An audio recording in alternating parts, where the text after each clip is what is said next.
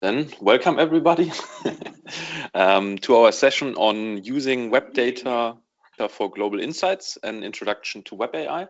So the idea for today is to show you how you can use organizational web data in your research. So organizational web data is mostly information from websites of companies, but also of academic institutions, NGOs, and so on.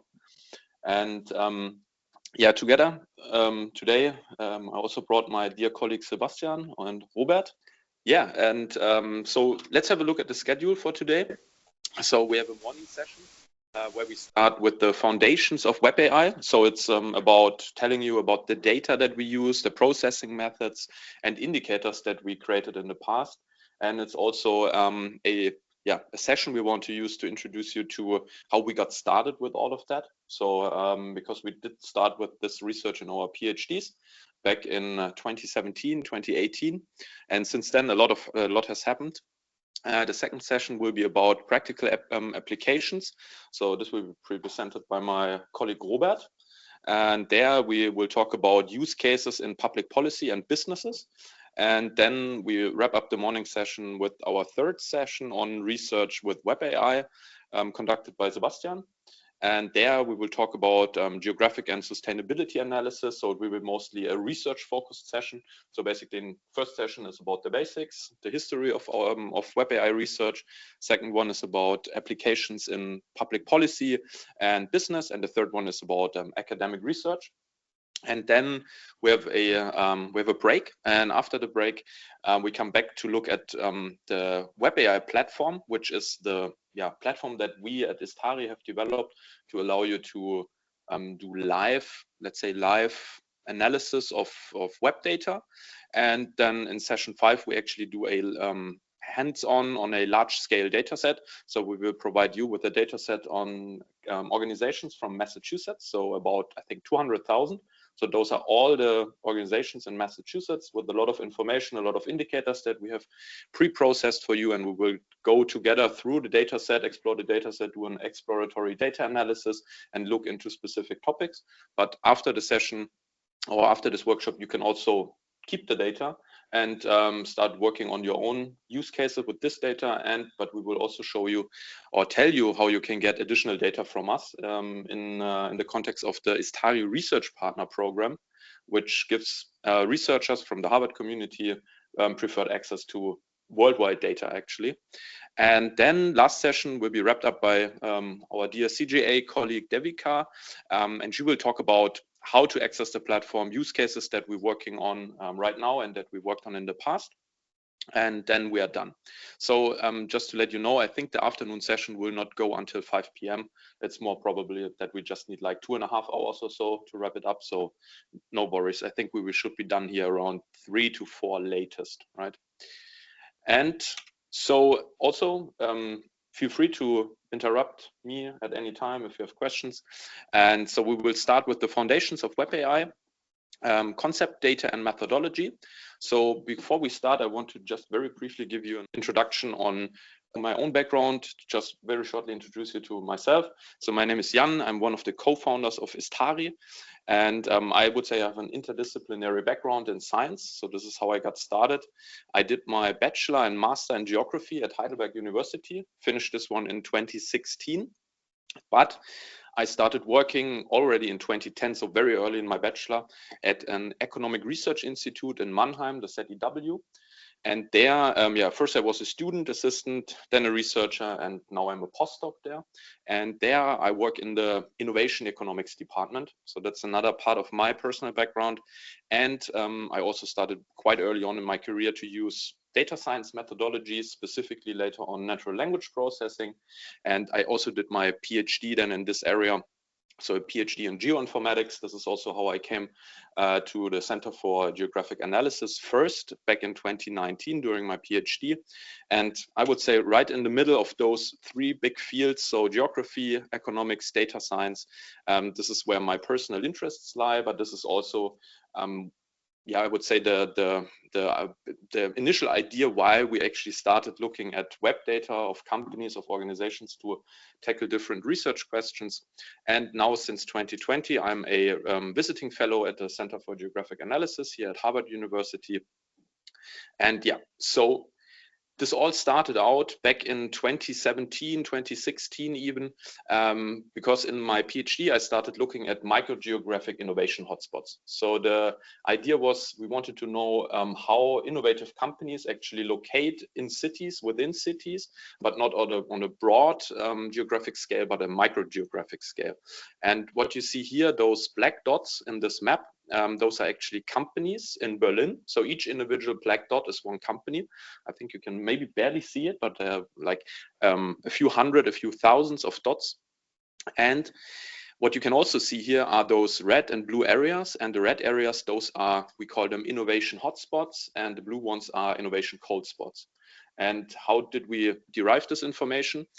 We actually obtained it from a traditional questionnaire-based survey of companies in Berlin. So in Berlin, my home institute, the ZDW, they conduct a, I think it's even a yearly, annual survey where they send out like paper forms to companies, questionnaires, and they're asking them about, hey, did you release new products to the market? How much do you spend on R&D? How many people work in your company in R&D? And based on this information, we can then say, hey, this is an innovative company, this is a non-innovative company. And in this map, we have a look at, okay, where are the innovative, where are the non-innovative companies located? And for example, on the lower right-hand side, that's actually Adlershof. That's a huge technology park in Berlin, one of the largest in Europe. And you can very clearly see it also in our data. And what's interesting about this data as well, we do not only have these firm locations with the annual innovation information, we also have information on we have also information on these white areas, these white dots and squares. Those are actually research institutes and universities in Berlin. So because what we wanted to know is we wanted to know whether such knowledge sources like a university actually seem at least to influence the location of innovative companies, right? Think about the Harvard campus here. I think they are close by. I'm pretty sure there are some quite innovative startups, innovative companies, and the farther away you are from the university, that was at least our guess, the less likely it is that you have innovative companies. You can still have innovative companies, but it's more probable that they cluster around knowledge sources like universities, right? And this is what we wanted to look at. So is there a systematic relationship between those innovation hotspots and university campuses and research institutes? And it turned out yes. So it seems like it. I mean, this is not casual. First of all, this is an exploratory analysis where we just look at the geographic locations, and there we can say yes. It seems like that innovative companies tend to cluster around such knowledge sources, and but there's one caveat to this, and that's we can only say that for Berlin, because in Berlin we have this specific situation that we have this annual questionnaire-based survey where we ask the companies about their innovation activity. In all the other areas of Germany, all around, and also all around the world, we don't have this information. So we can only say, yes, in Berlin, it seems like that innovative companies tend to cluster around universities, but we don't know about Boston, for example, right? And that was the initial idea why we said, hey, maybe we need an alternative to traditional innovation indicators. And traditional innovation indicators are, for example, from questionnaire-based surveys or maybe from patent data. So you look at, okay, what companies actually have a patent, yes or no, and if they have a patent, they are innovative. However, patents have another drawback, which is that, for example, in Europe, it's very, very difficult to actually get a patent on software, for example. So it's unlikely that a software company has a patent, even if it's an innovative company. Okay, so these traditional indicators, they have some drawbacks. And then we had this idea, hey, why not look at the websites of the companies? Because the companies tell us a lot about their activity on their websites. They tell us about, what kind of products are they offering, who's working there, who are their partners, what's their strategy, and so on. And as a human, you can look at this and then you can get at least an idea whether it's an innovative company or not, right? And we had this idea, hey, why not do this, but not in a manual way, but in an automated way, meaning we web scrape the company websites, and then we run natural language processing, so text mining methods to get an idea on how or whether they are innovative. So, and by the way, those QR codes that they give you the direct link to those studies. So, based on this idea, we developed a framework for web-based indicators. So the question is, how could we create innovation indicators from company websites, and what about the bias, right? Maybe some of you already have in mind, what about the companies that don't have any websites, for example, or what about companies that are lying on their websites? Maybe they say they are very green, but actually they are not. So we have greenwashing, stuff like that. Those are all things that we had to look at in the beginning, because this is a completely, or back then, this was a completely new field of science, right? There was no almost no previous work on that. So our general framework works like that. So we start out with a traditional firm database. So it's a database that tells us what companies actually exist. And most importantly, it also gives us information about the web address of the company. So for example, think about our company. Our name is Istari.ai, and our web address is also Istari.ai. And we have the information, hey, there's a company from Germany in the city of Mannheim. It's called Istari.ai. But first off, we don't know much more about the company. So what we do is we download website content, and website content in this case means mostly website texts, but also hyperlinks, right? So hyperlinks between our company website and other, for example, the CGA. So we can see, hey, CGA and Istari, they are cooperating because we have hyperlinks on our website and CGA has hyperlinks on their website to us.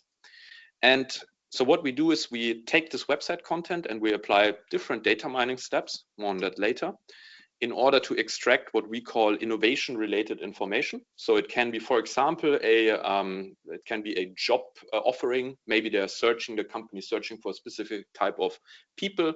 That gives us information about their agenda. So maybe they are searching for a PhD in chemistry, for example, or they could also say something about, hey, we launched new products and services. All of this can be innovation related. If you have questions, right, just interrupt me. So, and we use this extracted information to come up with firm level innovation indicators that we can then match back to our initial firm database. And by doing that, we basically take the information, the static information that is in this firm database, and extend it with additional dynamic data from the web, because we can update this loop anytime, right? We can do it today, we can do it tomorrow, we can do it in 1 year, and we always get a pretty timely information about what the company is actually doing, what kind of products they're offering, and so on. So that's the general idea. And as I said, one of the first things we had to do is we had to look at, okay, what kind of companies or what types of companies actually have their own websites, right? And there it turned out there are differences, there are geographic differences, right? It depends on what region you are in. It also depends on the size of the company. It depends on the sector of the company. You can see this a little bit up here, but as I said, you can also look into the paper right away and see it for yourself. But just a few maybe highlights is, for example, in sectors like agriculture, you have a lower share of companies with their own website, right? But if you go into sectors with a high, let's say, technological closeness, or they are very technological and they're a little bit older, a little bit larger, they almost all of them have their own website. And I think this also matches with your personal experience, I guess, that if there is a company with, that has a certain size, they usually have their website, right? And they keep it up to date. So that's the overall idea, right, that we had. And now we had to also come up with an idea. So how do we actually create a innovation indicator from the texts that we have from the companies? And we did this in the following way. So let's start out with a firm, with a company with an unknown innovation activity. So this company never participated in a survey, for example. The only thing we know about this company is the website address of the company. So what we do is we again send out our web scraper, scrape all the text we can find on this company's website, and then send this company as a numerical vector, right? So this is like old school stuff, what I'm just showing you. This is like, back then we used TF-IDF, that's like ancient technology by now.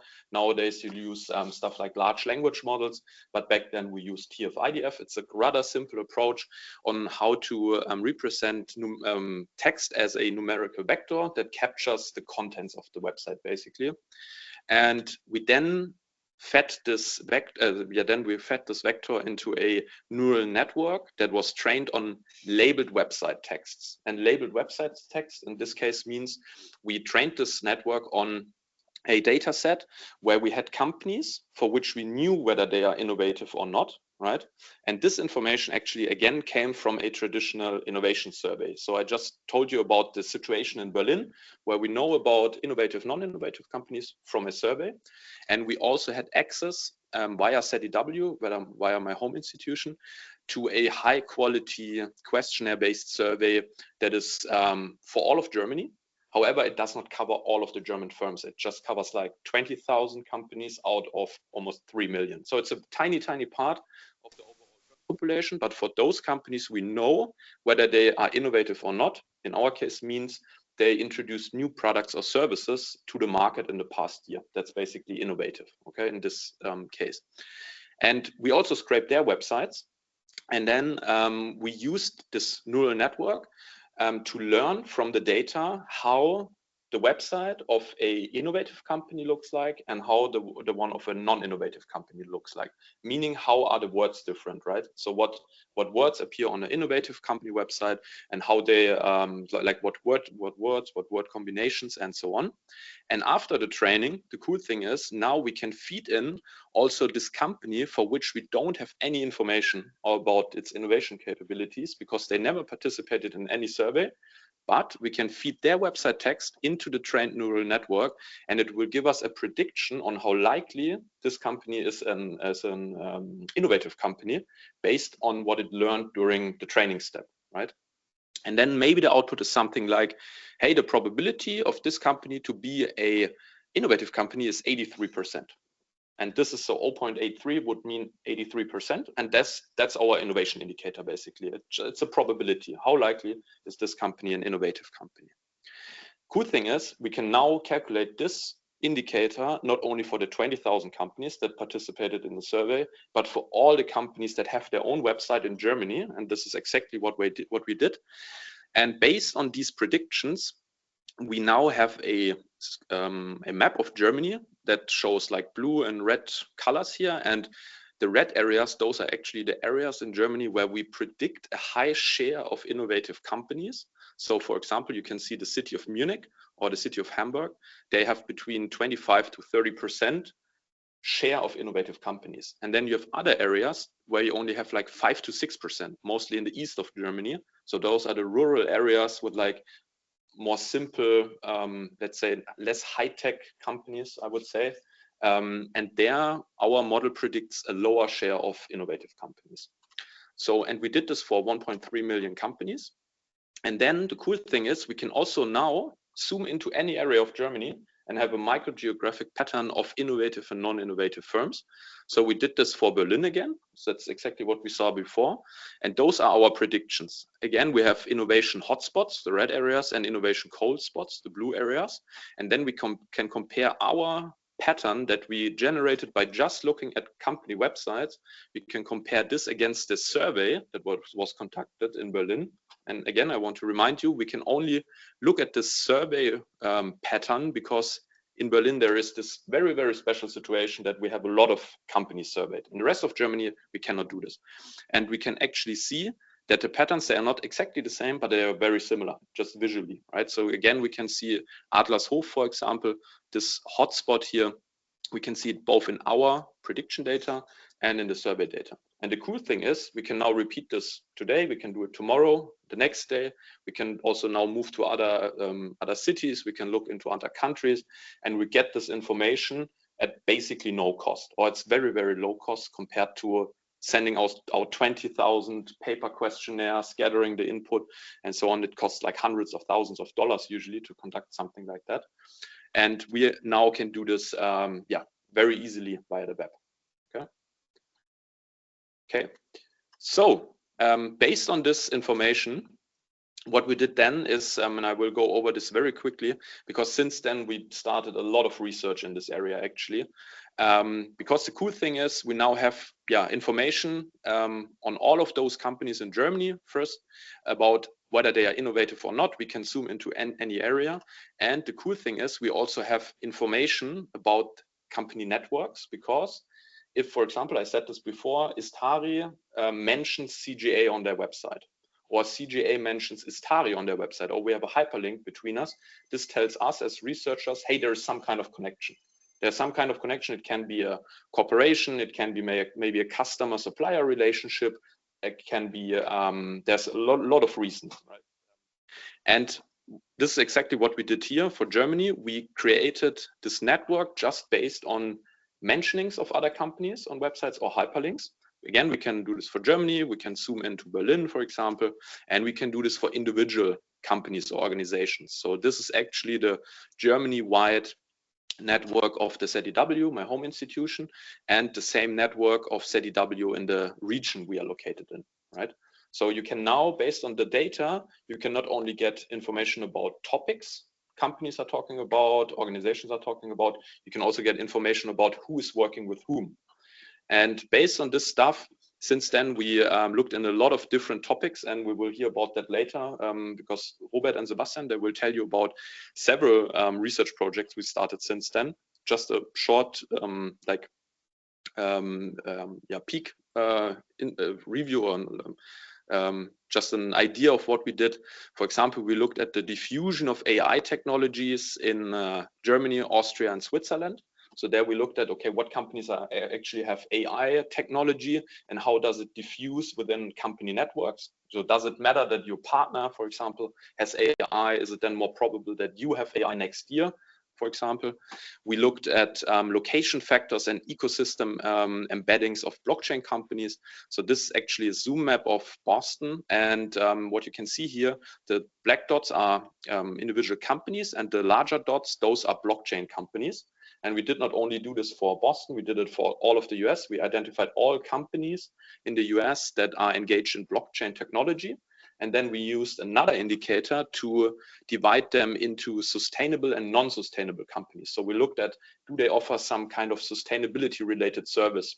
Just think about a company that maybe helps compute centers basically to use less energy when they mine for or when they are doing like blockchain mining or stuff like that, right? So those could be this could be a sustainable blockchain company. And we did this for all of the US. And then again, we looked at the networks of these companies. Or another example, and I'm pretty sure Sebastian will talk about this in more detail, we looked at greenwashing in the US metal industry. So I don't want to talk too much about that because we have a very detailed session on that later. So there, what I want to show you with this is basically there are limitless topics you can look at, right? All of those topics that you can think of, way or form on a company or an organizational website. You can also do this in an automated way using our approach. Look at companies, look at organizations, see what are they doing, what kind of products are they offering, how are they cooperating, stuff like that, what kind of people are working there. And then you can use this in your research. You can combine this with additional data, geographic data, for example. This is also something I think Devika will say a little bit more later on. Yeah, so this is basically our academic research, that how we got started, and yeah, where we are now. And now I want to switch topic a little bit and talk about the company that we started. Yeah, so what I was just saying is that yeah, we did all of this research, right? I think we had a proof of concept back then. So now we're talking 2019, 2020, when we finished our PhD, or I at least finished my PhDs. The two guys are still in their PhDs, but almost finished, probably this year, very probable. And yeah, so we had a proof of concept, I think.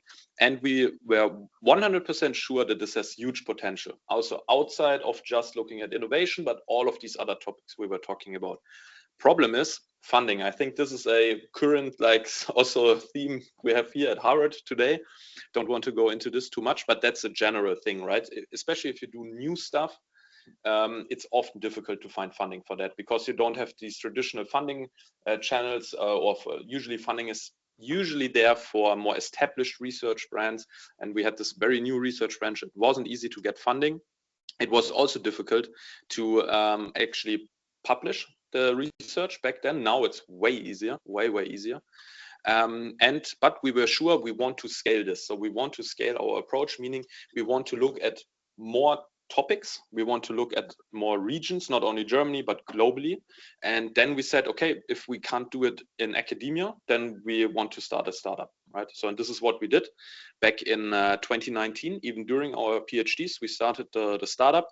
I personally, I'm now since 2021, I'm full-time working in the startup, and my academic career is more like a side job, I would say.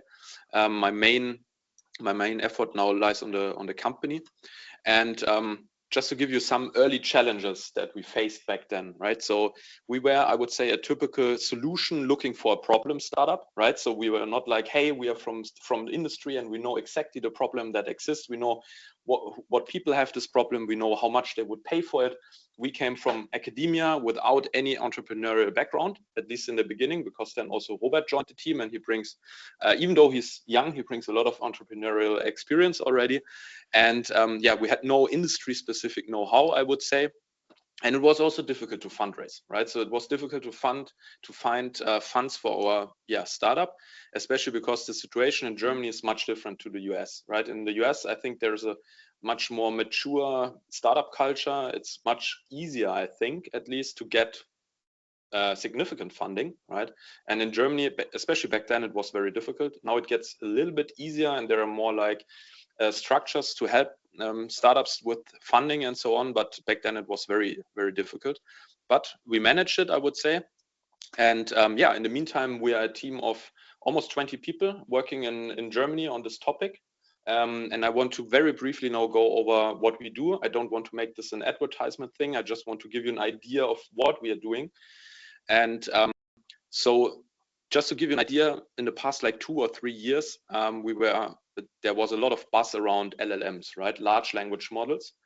And I think I showed you back in 2017, 18, we were building our own language models, right?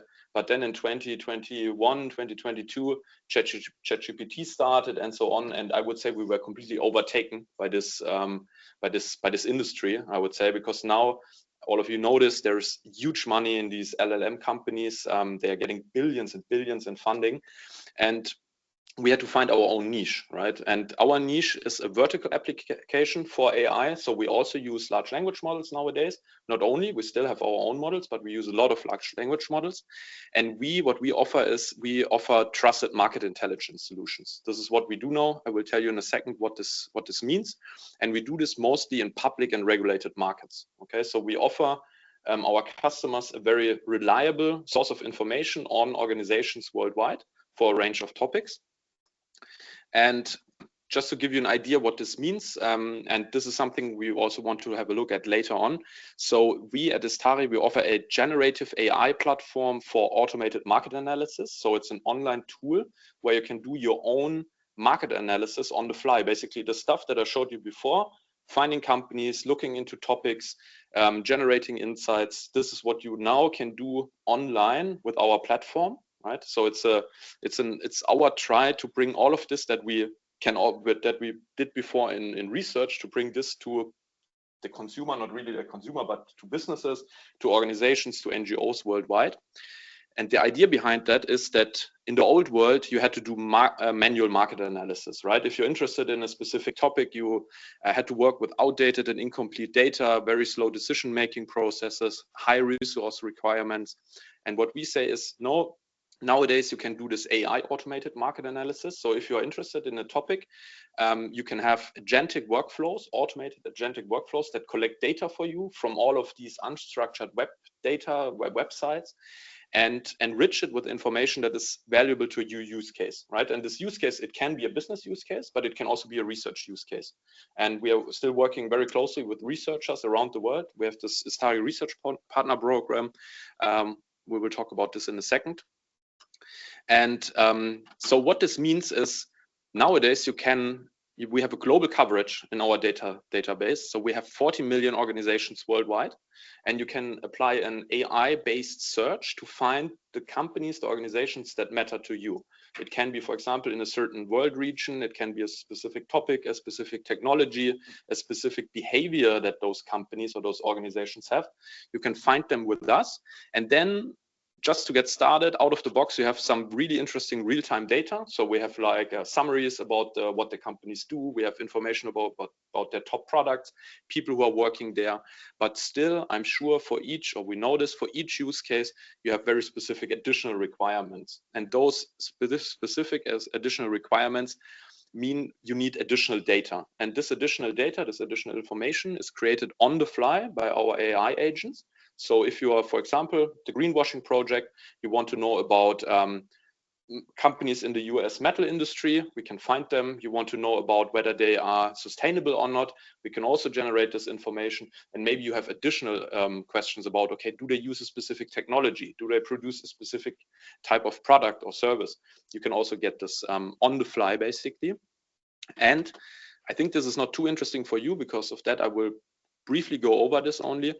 Currently, what we do is we deliver those insights to our customers either as a one-off project, so they get a data set from us or a written report.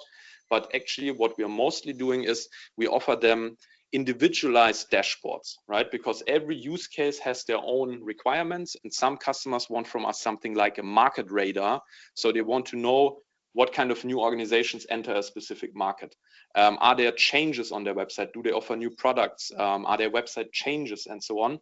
So there's a lot of stuff we can offer. For our partners in academia, it's mostly about time series analysis. That's a thing we didn't talk about yet, but this is a huge thing for academia, for academic research, because what we can do is we can not only look at websites as they are today, we can also go back in time using internet archives and go back like more than 10, almost 15 years back in time and look at historic versions of websites. And based on that, we can look at time trends, right? We can see how the communication of a company, of an organization changed over time, right? So for example, how topics like sustainability became more and more prominent, how specific topics diffuse between companies over time, how they, for example, also have geographic diffusion and so on. So that's a very important thing there. And we can have a look at ecosystems. We talked about this already. We can look at the networks. Lingo, for example, did also research in this area already. We will hear about this also later. Yeah, and I don't want to talk about this slide. This is mostly about who we are currently working with. And we are currently mostly working with economic developers. So those are mostly ministries, also cities and national institutions, but also the OECD, for example. Those are institutions that want to know what's going on in the economy. How is the economy changing? Who is doing what? How are our policy measures doing, for example, right? Because governments are doing policy measures directed to the economy all the time, right? They, for example, now the US, they want to bring back chip production, for example, to the US, and they invest a lot of money, right? And then maybe they want to see, okay, how did that change? They maybe know about the big projects, right? The big fabs that were now set up in the US where chips are produced, but maybe there are small startups popping up all over the economy that are not on their radar yet, and we can show them. We can basically show them, hey, this is how your economy changes in a niche, right? And this is what we are mostly currently selling. This is how we make money, right? So, but we don't want to talk about making money today. We want to talk about research, right? And yeah, so this is basically our team currently. As I said, we are located in Germany, in Mannheim, which is between Stuttgart and Frankfurt. Maybe some of you heard about it. And yeah, we're now like 18 to 20 people. That's the founder team. And as I said, we still are very, very closely connected to research through the Istari Research Partner Program, but Sebastian will tell you more about that in a second.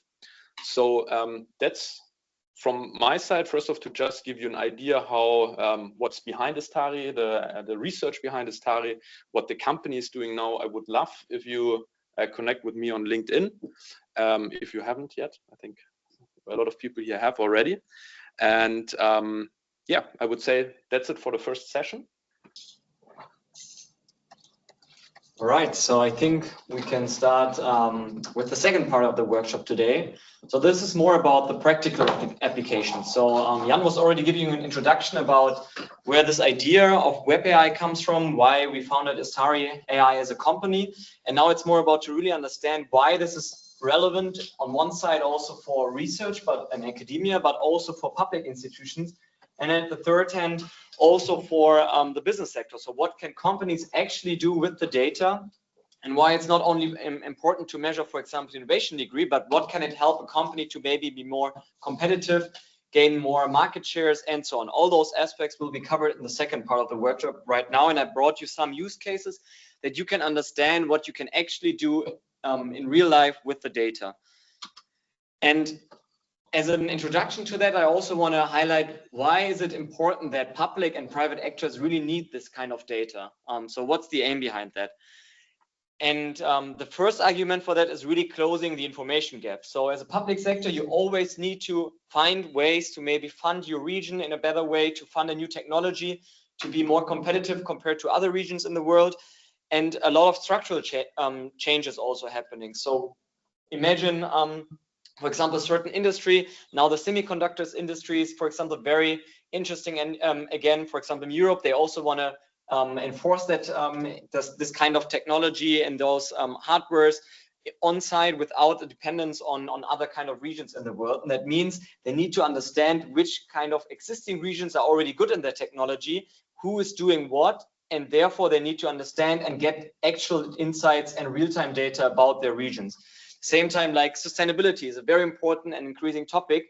You need to understand who is already doing some or having some sustainable initiatives, because at the end, if there's only publicly available data that's from reports, CSR reports, and so on, this is very limited. And that's at the same time very important to know for the government to understand what 99.9% of the companies are doing and not just what 2% of the companies are doing. And that's the huge difference right now, why I highlight this, because Jan introduced you a little bit to the survey data and so on, and you have seen you got results for 1,000 companies, but at the end, as a region, as a government, you want to understand the whole economy, every individual company.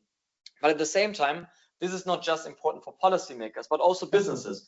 So imagine you want to stay competitive in a way that you want to understand what are your competitors doing? Did they launch any new products? What did they do over the past 10 years? To see some patterns, for example, how they changed over recent time, and maybe now they have a better performance, they have higher returns, higher profit margins, and so on. And this lies somehow maybe on certain kind of criteria or certain actions that they have done in the past. And you want to understand those patterns, and this is very crucial for you to survive as a business.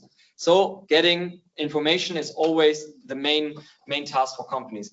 At the same time, this information needs to be in real time, because it doesn't help me to have like a report that's already outdated, 1 year old, 2 years old, because at the end, you need to know the exact day, for example, the information from today, to really know if you want to invest into a certain technology, if you want to invest into new products, and really to stay alive. And I think this is more important recently also now, or like nowadays, because as the world is changing very quickly, and also technologies are changing within days. So for example, Jan introduced you to our first AI models that we did. If we still would work with those models nowadays, I mean, we couldn't also compete. We always need to adapt ourselves to the new kind of technology advancements. And that's the same kind of way that also regions and companies have to get along with. And a third point as well is having a market and competitive intelligence overview.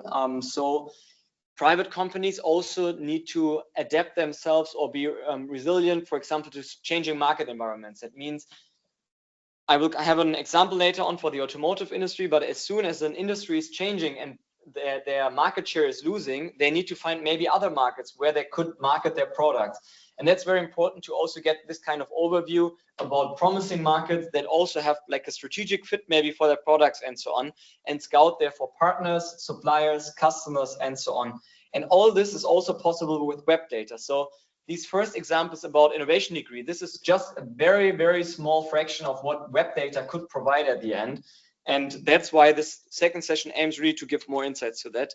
And at the end, this all results to evidence-based policy making, but also decision making in general for companies. And I highlighted a little bit the structural change, and I want to provide you some deeper insights on that and why real-time data is important for that.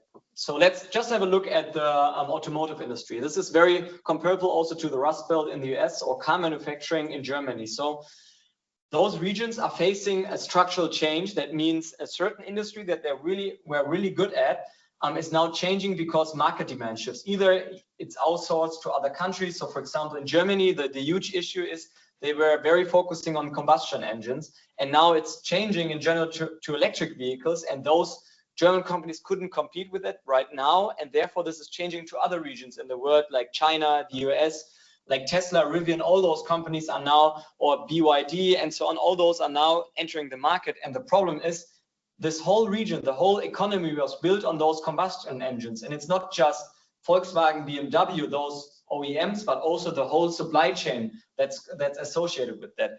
And that means a certain industry needs now to transform. And specifically therefore, the government needs to understand, but also the companies, so what are we good at right now? What could we actually do with all the kind of tools that and products that we produce? Could they be maybe also be applied into other areas besides the combustion engine and so on? Because they already have very strong experience over the last decades. However, this knowledge right now is for that specific use case not necessary anymore, and therefore they need to readapt or redefine their own business strategy for that. And therefore they need real-time data again, and that's so important for that, because they need to find their new position in the market, understand new emerging clusters and so on. And therefore we need other data that's not available in survey data or, for example, patent data. And at the end, those traditional industries then need to become innovation-driven ecosystems. That means they really need to be at the forefront of new innovations, because they otherwise will not survive in the market. And that's true for public sector and private sector, because at the end, the public sector is dependent on the economic powerhouse of the region. If the companies will not survive, the whole region will also suffer. That means, for example, people will move out of those hotspots or former hotspots to other regions within the world, and this at the end will be a cycle which is even worse than before. And at the end, the problem is here that this information to get to really make those decisions is very difficult. So it's high complex, and also the information is fragmented. That means public sector, but also private sectors, they need to find the right data about how the dynamics are changing. They maybe need some information about how big the market is, get some market volume and so on. But this data, if it's available, is already very good to have, but to really see exactly who is focusing on which technology, who is focusing on which kind of products, this information is not available in financial reports. So they need to find another data source, which makes it more interesting to them to also see the kind of innovation patterns for the future. And this was the introduction here, and now this is just a summary for the public sector and private sector. So here it's more about regional monitoring. What Web AI can then offer is really about individual dashboards, scouting tools to really identify innovation clusters, identify who is, for example, working together between universities and private companies, because mainly innovation comes out of research institutions and there are spillover effects. That means if you understand the patterns, who is working successfully together with a university, maybe that helps you to understand that you also should enforce those collaborations in the future to get the latest trends in the market. And at the end, enable data-driven decisions. And for the private sector, very similar. And the use cases I will present in a second are more in the direction of what can you actually do to improve your B2B sales, or what can you do to do like a competitor benchmarking, or how can you identify and detect some suppliers and innovation trends that are arising all over the world. Because at the end, you should see that it's a global world. That means it's not about what is the competitor in the neighborhood doing. So, but also competitors in China are now even more important to understand for the automotive industry in Germany, or also in the US. We've seen that there are changes making, for example, how to outsource products or not, or bring manufacturing again into the US. And therefore, you need to understand how the supply chain is connected to each other, and all those aspects, those trends are need to identify. And but for example, it's not in the business sector, also for M&A, consulting, all those areas are somehow interested in this data, because it helps you to understand how an industry is developing. And Jan also introduced you to the AI-powered market insights. So everything was created or was invented by this approach to understand and measure how innovative a company is. And this is still the fundament for all those use cases I will present to you in a second. But I just wanted to highlight this again, so where it all comes from. And now this map that Jan also showed you, why is this now important for governments to understand where those hotspots are? Because Jan showed you that there are like these white spots as well where research institutions are founded. And this is so important to understand. When we saw in this key takeaway within the paper that the proximity to research institutions increases the likelihood of innovation by 79%. That's also a massive number. But what does it mean at the end? If you support research, research can also support, again, companies or their spillover effects, and companies can contribute to the economy again. They will lead to more, to higher workforces, to lower unemployment rates, and so on. And all those aspects need to be somehow identified.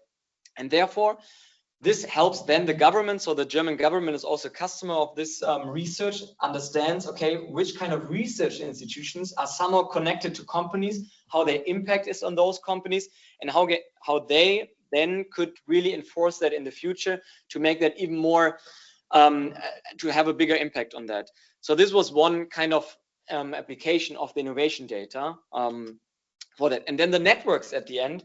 This is also a map that Jan already showed you. And why is this network map so important? Because one of our customers wanted to understand who are the main companies in our region that are somehow like multiplicators. So for example, if I contact that person, pitch what I'm doing there, where is the biggest impact that I could get? So which companies are then well connected? That means if I share my information with them, they will share it with mainly the whole region. And if you know who is the key player in the region, so who is the company who is the best, most connected one in the market, it helps you to understand, to maybe focus your kind of strategy in the region, to really share information, to share investments, and so on. And therefore, these network maps are so important, because at the end, you find somehow hidden patterns, how your region is maybe collaborating with regions completely in other countries. Maybe the region is collaborating not with the neighborhood region, the same country, but with regions outside of Europe, or a US region is maybe working closely together with Mexico, but not, for example, with another US state. So that gives you somehow insights about how they work together, and maybe if there are reasons for that. So they are in a very similar industry, and therefore they have some strong collaborations, and all those aspects are somehow important that you could get freely available just to web data. And that was the aim of that project as well. And another project I wanted to show here from Lingbo as well. It's very interesting to show how global this can be at the end, because here you also see the innovation clusters in China, and see exactly with the dots where those companies are situated, where the differences are lying within those hotspots. And we analyze here more than 3 million companies. So this can really be a very, very important aspect for structural investments of governments to understand which regions are already well connected, which have, for example, very good infrastructure. So you could always combine this available data with other data that's there. So infrastructure data. So if you see that region is very good in a certain hardware that they produce, maybe then you need to see if also the infrastructure there is given that this hardware can be exported to other regions. So all those aspects are somehow connected to each other. And web data is just one additional source that really helps you to get more insights about a certain thing. And now I'm coming more and more to other aspects. I mean, they are all originated in research that we've done, but I will all highlight those because they are somehow important to understand why now we come to more and more use cases in the private sector as well. Because this is like a basic thing to understand who is using certificates all over the world, like an ISO certificate and so on. At the first hand, it's mainly only interesting for research because you think you want to understand if certification is important all over the world. However, this has way more insights, or this kind of data is also very interesting for businesses. Because at the end, if you want to have like a very stable and secured supply chain, you want to focus on those companies that are also kind of certified by external advisors about if they have a green supply chain, if, for example, they align to certain data privacy rules, but also align to certain kind of, in general, rules, regulations, how the product is sourced, and so on. And therefore, you are dependent as a company also on certificates of your suppliers. But that information is very difficult to get. So if you ask your 5,000 suppliers every week, every month, for example, if they have a new certification, that takes a lot of time. That's all manual resources that you need to invest into that. And this information is still available publicly. And that means at the end, if you develop an AI model that can really detect this information, get that out of the websites of the companies, that can help you to really automate this process of certifications. And at the end, if you say, now I have a supplier for a very specific component, but your supplier is not certified, then I just use the same kind of search criteria, the AI model, to say, I want to find similar companies all over the world. However, they should have that specific certification. And within seconds, you can use the web data to find those companies. And that's why it's so important that all the kind of products that as a company you at some point develop, they all come from research. So this was one of our first research papers. However, now it's so important to use the same kind of model for the industry, because the private companies need this information to adapt to the dynamic environments. And another important use case I wanted to mention to you is, for example, financial data, how this is also related to web data. So the first thing you would say, I get some real-time information about what companies are doing, but how can it help me to predict anything like on performance or credit down ratings or higher margins and so on?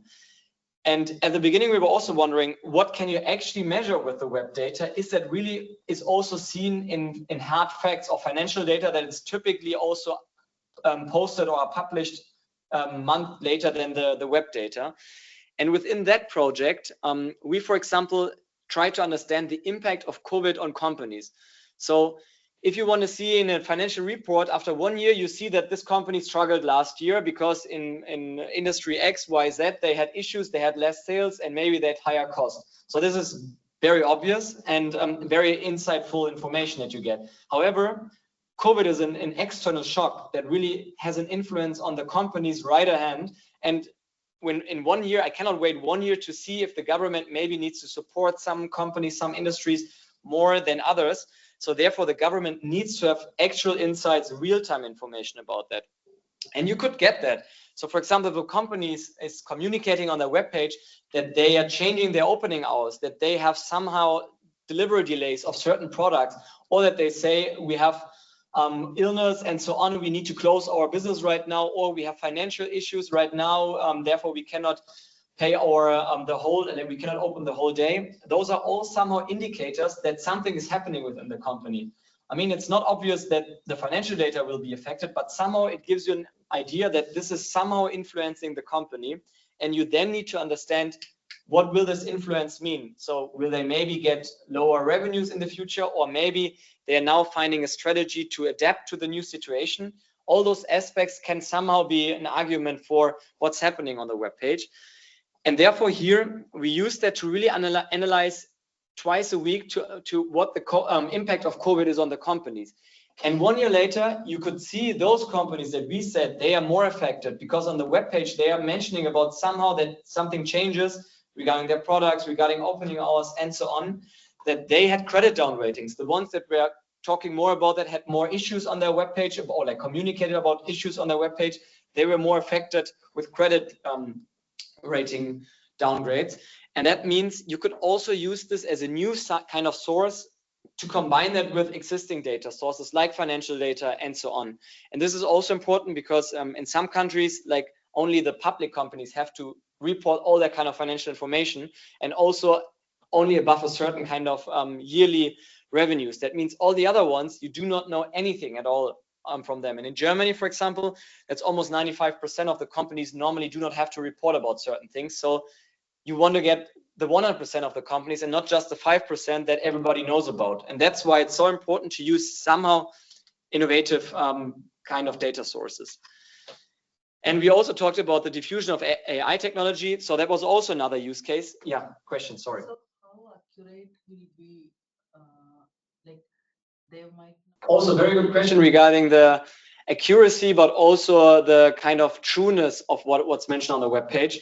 So there are several aspects. So at the end, yes, we use AI models to understand what the companies are communicating. And I think Sebastian will also talk a little bit about this in the paper of the greenwashing aspect. So where it really goes into the direction of, if they talk about certain sustainability initiatives, is this really true, or can that also be seen in other sources, other kind of source that you look at regarding if that also means, for example, that they have a cleaner environment or pollute less and so on. And for our AI models, we always have this kind of very research-driven approach. That means all our models are trained together or developed together with research institutions. And that's why we also have that research partner program where we enforce to really validate the data. Because at the end, our USP is that we are not just like we use an LLM model that's just doing something, hallucinating and so on, but we can really base that on actual information, that there's always a reference on the webpage, in a news article, also on where this is really communicated, then that the AI model understands the context. So at the end, if you talk about environment and the company is talking about the culture environment and not about the work environment, or not about the natural environment, so how, for example, they have less CO2 production and so on, this is complete different context. And therefore the AI model needs to be trained to understand in that context, what does it mean? Does the company itself reduce their CO2 footprint, or they're just saying, yeah, other companies are doing that, we don't do it, or just informing about it? So therefore, always the AI model needs to be specifically trained to that. And that's what we've built over the past years, that the web data at the end still can be with a very high accuracy used for research purposes. So it is trained. Yeah. And over time, different kind of models. So it's always about, depending on the use case, which kind of models you use, but it's always trained and also accurate enough to really make assumptions.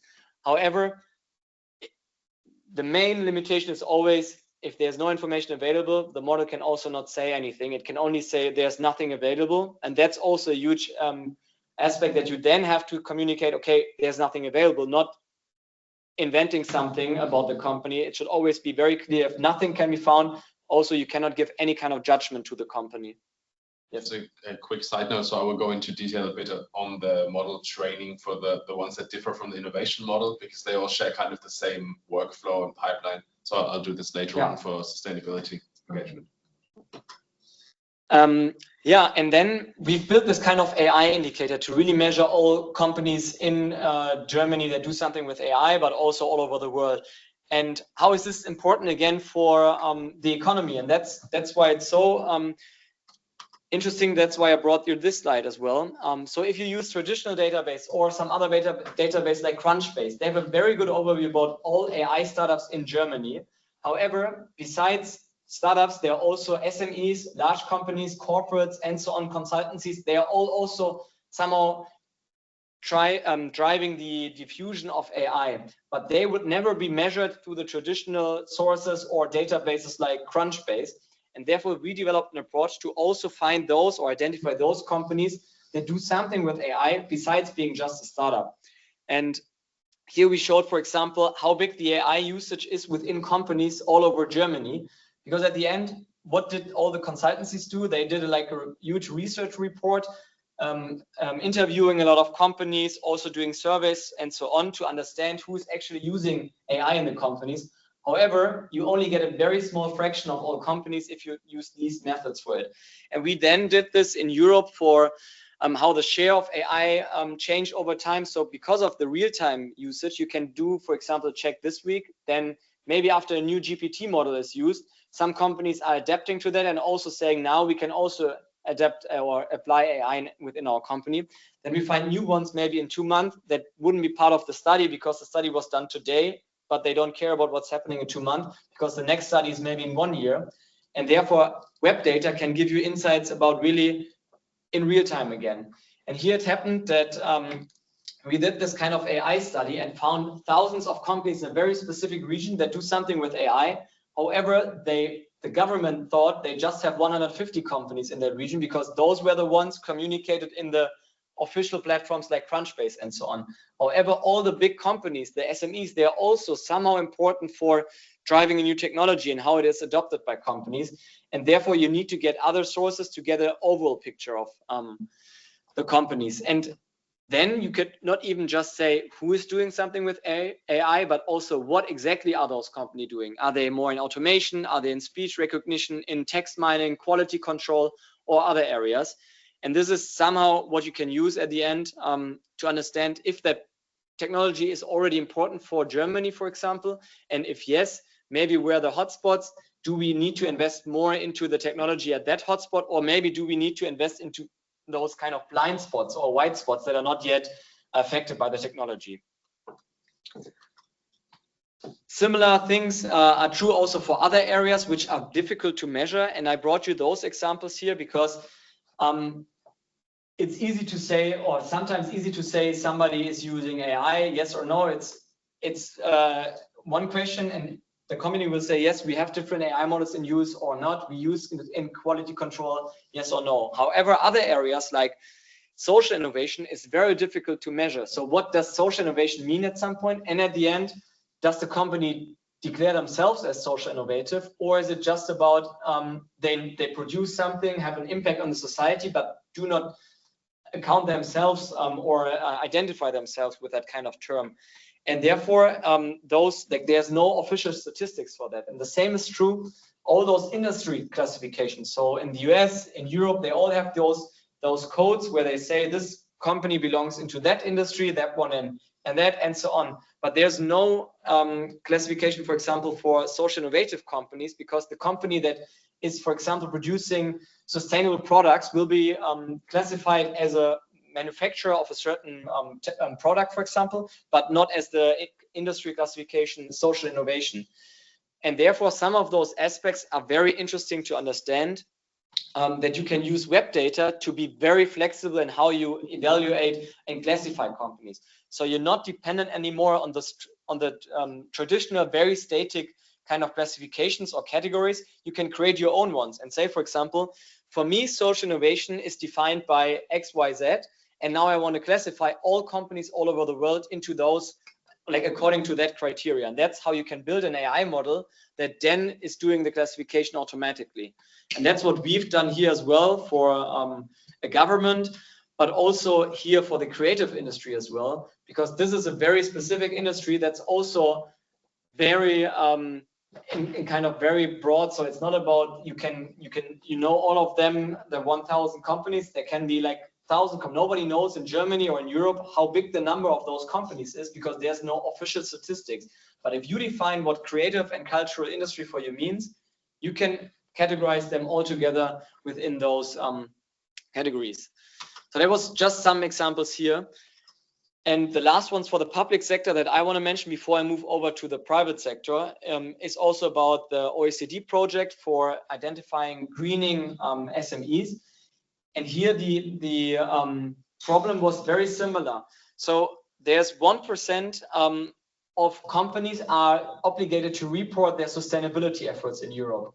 However, there are 99% that do not have to do it till now. And those companies are also contributing to 40% of the pollution, which means you only know about 60% of the pollution where it comes from, but the remaining 40% are done by 99% of all the companies, and you do not know anything about them because they do not have to report about it. However, they report voluntarily somehow about which kind of certificate they have, which kind of initiative they have, if they are employing a new person that is responsible for a greener footprint within the company, and so on.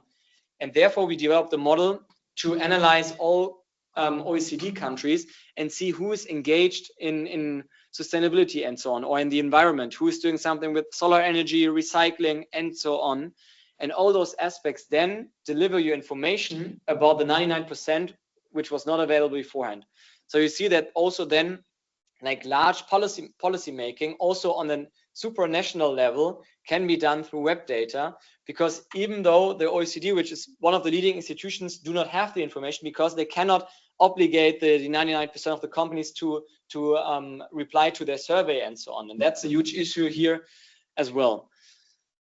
Yeah, and we talked about public-private research partnerships, but now I want to highlight another one in the public sector, and that's about high growth firms. So that goes into the same direction of what we've done with the credit down ratings. So now if you see those companies for example, publish new products. They changed something in their team. They had they did some adaptations, or they're very resilient to, for example, a changing market environment. Then you see that in the website that they did some changes here. They at the end could also use as a prediction. So if they do this, that they are the companies that could also be identified as high growth firms, which means at the end, you can really use those web data and those sources to really do some kind of correlations or understand really the patterns, what a high growth firm should look like. And if that company in that market is doing a similar approach, that could be with a very high probability a future high growth firm. So those are also patterns that you could see here, and which is very relevant. And now I talked, are there any questions till that? I mean, there are a lot of different kind of insights that you got right now. But maybe I continue with one example that I also presented in the beginning, the automotive industry. And here, even a country like Germany, they're very famous for the automotive industry and also very proud of that. They do not know who's actively engaged into the automotive industry, because there are so many small parts that are somehow relevant for the automotive industry, which are then like all those suppliers. So some big OEMs, they have thousands of different suppliers, and they do not even know who could be an alternative supplier for them, because there are too many in the market. And some of their suppliers are only delivering to the automotive industry to a very small part, or they're producing products that formerly weren't used in the automotive industry, but could easily be also introduced to that market. And therefore, we did like a review of the whole economy, about the regions who are actively involved into the automotive industry here, and what are their main kind of business model here. Because at the end, you need to know that to then do to adapt to structural change, and then to adapt your kind of policy making to understand if this industry is still relevant for you in the region, if you can survive with that. And maybe to give you a practical example, some military companies now in Germany are buying the factories and facilities of former automotive companies, because it's easier for them to just use existing infrastructure and then build like maybe some military use machines instead of the cars that were produced formerly there, but then they can use the existing one instead of building new kind of factories. But therefore, you need to understand really how this industry is built up, which kind of products they could produce here, and really get an understanding about the potential of this region for that. And this is why it's so important for policy making now to get these data sources. And yes, and for the next thing here is also about the automotive interior suppliers. So you can really get from the overall picture of automotive companies even deeper into, I just want to look at those that produce, for example, tires, or the ones that are engaged in the interior design, because interior design maybe is different than combustion engine. All the suppliers that produce parts for the engine are maybe not relevant anymore in the future, but all the ones that are delivering something for the interior design, it doesn't matter if it's an electric car or non-electric car, they all need somehow an interior, and they all need like screens, seats, and so on. And therefore, this can be a very interesting approach for the region to understand if those could survive even better in the future, because they could maybe then sell their products to those suppliers, to those companies in China or the US, those electric car vehicle companies. And I also want to give you another insight about what you can do with the data, because the real approach here, and that's true for all kind of industries that we look at, we find every company that's engaged into that if they communicate about that on their webpage. The traditional approach was for that you ask the companies, do you something like that? And then you integrate them, for example, on your webpage. So there are a lot of platforms within Europe that do some like matchmaking. So if you are an automotive company and you want to find suppliers, you could go on the webpage there and search for certain criteria and then find those companies. However, if you only know 500 companies on the platform, it's a huge difference than having 10,000 of companies on the platform that you understand what they are offering.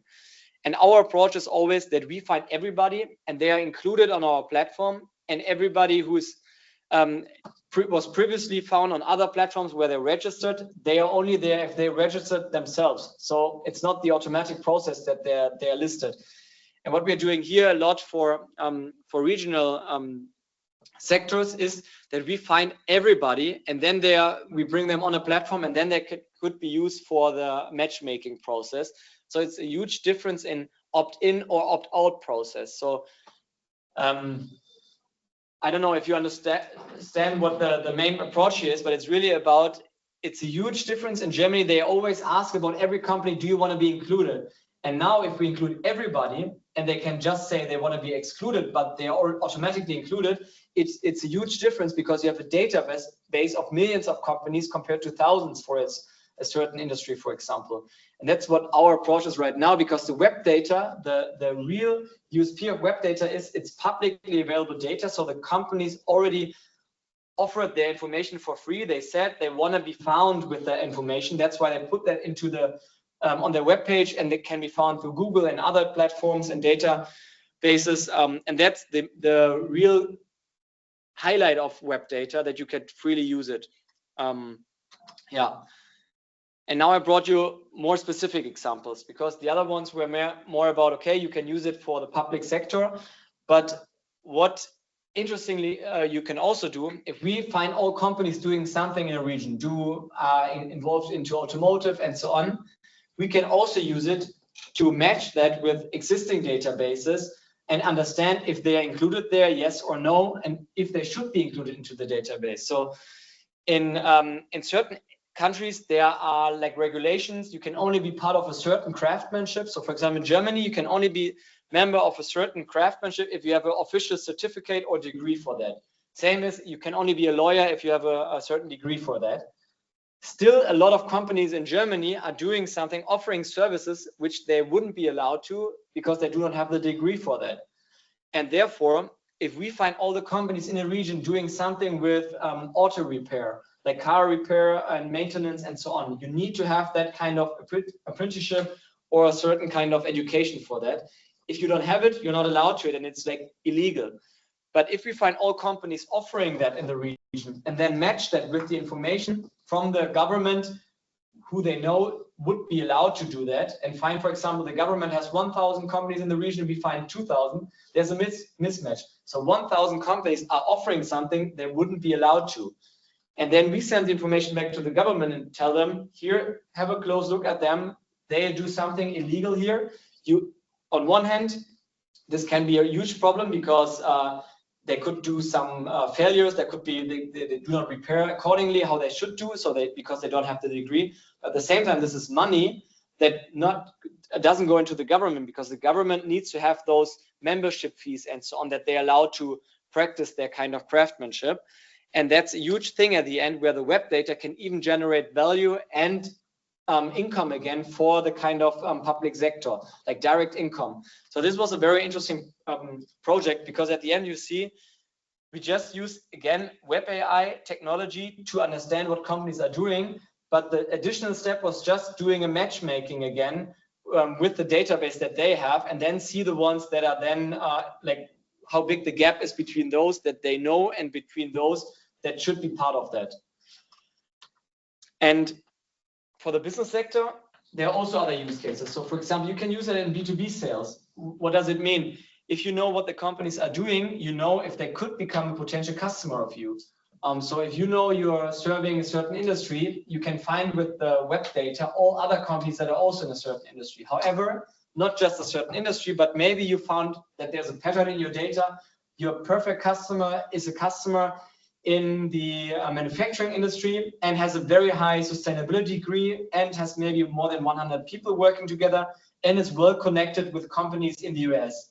And then you use our web data for that. And with all the parameters and indicators and filters, you then say, please find me now those companies. And out of the 40 million companies, maybe just 500 then match these criteria. Then you can use those 500 and then use it for your sales outreach, because it's a very high quality list at the end, because those match all your criteria that you demanded. And it's way better than just contacting all manufacturing firms without having this additional filters.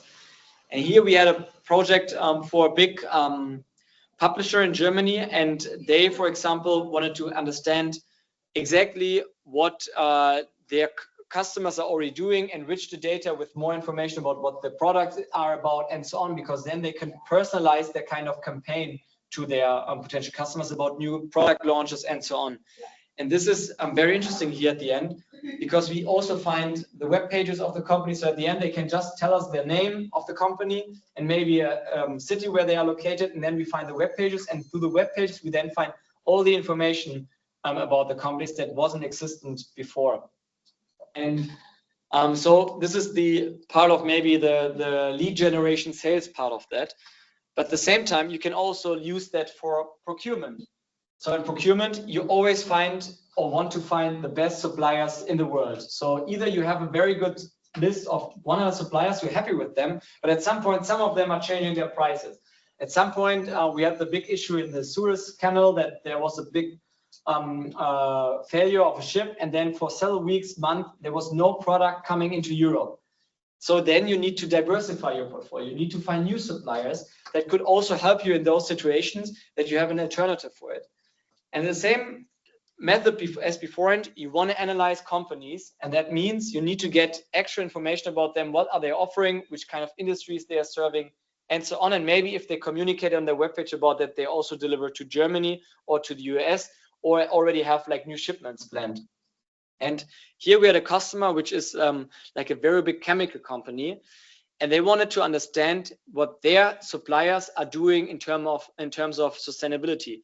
So they have to be compliant, or in a way that they have to they have certain regulations that they have to follow in terms of sustainability, but that also means that their suppliers have to follow this. And it's very difficult to get the information, and maybe to plan accordingly in the future to know exactly on which suppliers you should focus.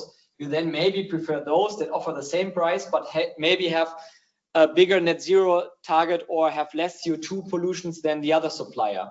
And for that kind of use case, we use web data to understand what sustainability initiatives do they have, which net zero target do they have, which kind of year they want to become CO2 neutral, and which kind of reference do we find for that. So is there a specific target?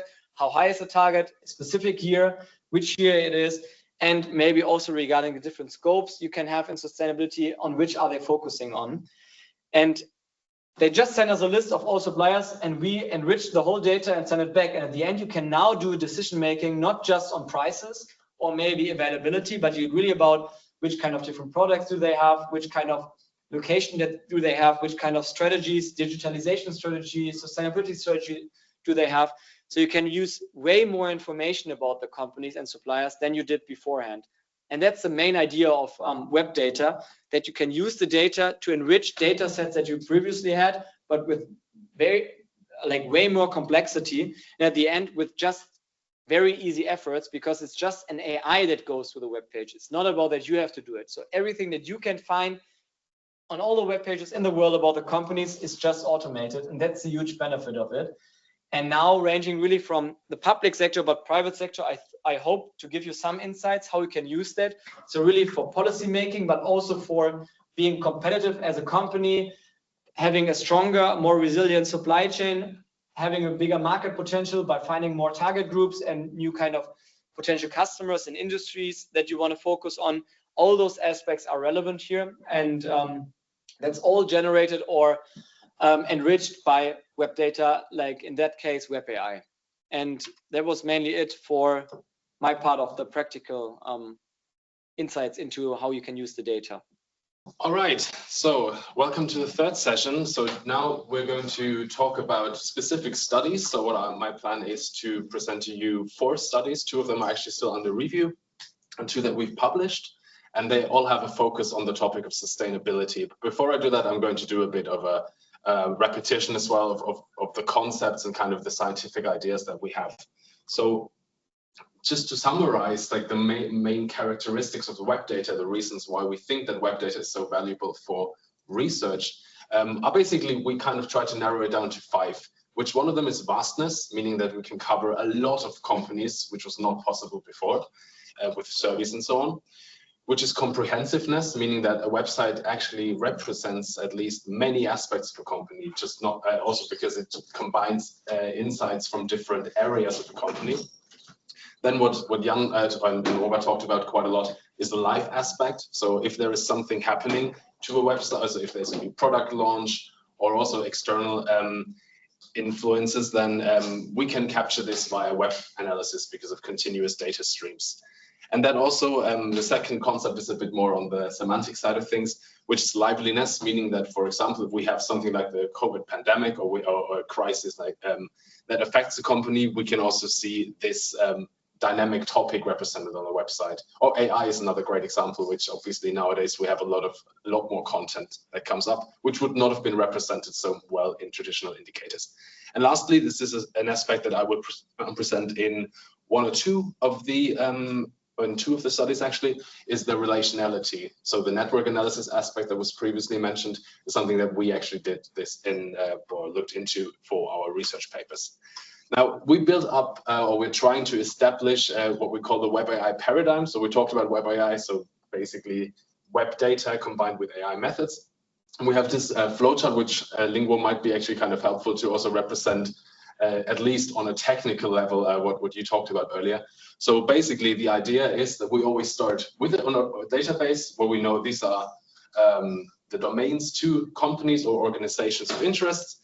And then we scrape the data, we collect the web content, the text content, or also the hyperlinks, which is then what goes into the network analysis. And also additional data would be possible, like metadata. And now comes the actual AI part of this web AI paradigm approach. You can actually, this is from a discussion paper that is published already. I can send or show, I don't think I have the QR code on the slides, but we can send it around. This is the AI part for the most part, or at least the analysis part where a lot of AI methods can come in handy. Now, so what we talked about, the vastness of the web data means that we have a lot of content. So narrowing down data for computational purposes is a very important aspect, which goes into the feature selection, where you can, for example, look for certain keywords that might be related to a topic, which is what we do in the indicators that I'll explain to you in a second. And then when you have pre-selected texts, you can go into actual classification or whatever text processing methods, which are either supervised, so models that actually, where you know what you want the output to be, like categories, or you can do topic modeling with any kind of text data, social media data, that's also done quite a lot, that just basically looks into distributions and clusters, similarities. And then there's a lot of nowadays LLM approaches that actually make data, what we're going to do later on as well, we'll see later on, make them actually interactive, so to say. The network stuff is on the side because it's a different topic, but it's also, the nice thing about the hyperlink networks is it's basically just networks, so you can use any kind of like centralities and clustering and so on, and also employ spatial network analysis methods because we know where the companies are located, and that's what we did in the papers. And then one aspect we talked about earlier as well a bit is the validation, so that we split up into internal and external validation. Internal meaning how well do the models actually work, so the machine learning statistics that you have, evaluation metrics, and external, this is where at least two of the case studies or papers that I will present come into play. The idea is to use other data sources, which are not necessarily patents, but for the innovation-related topics, that's one way to go, but also could be environmental data with a sustainability-related papers in case studies. So I will present now one that was one paper that we've published about a year and a half ago, which deals with, which was previously talked about really briefly, and it deals with the topic of technology or technology-related innovation and the environment and the interlinkage of both of these. And our use case that we looked into were companies that used blockchain technologies here in the United States. And then we wanted to figure out what is the relationship of these companies to the topic of sustainability. Sustainability meaning how engaged do they represent themselves, and which factors actually influence this engagement, or this both sustainability and technology related. And for this, we looked into the connection between firms, so this relationality aspect of web data, but also traditional location factors.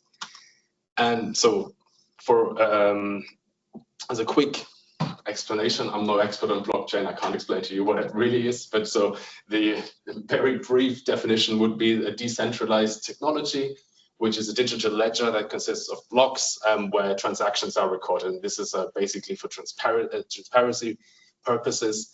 And important here is that the information there cannot be altered retroactively. So this is where this transparency idea comes in. Now, sustainability, I think that's a lot clearer to most of us what we actually mean.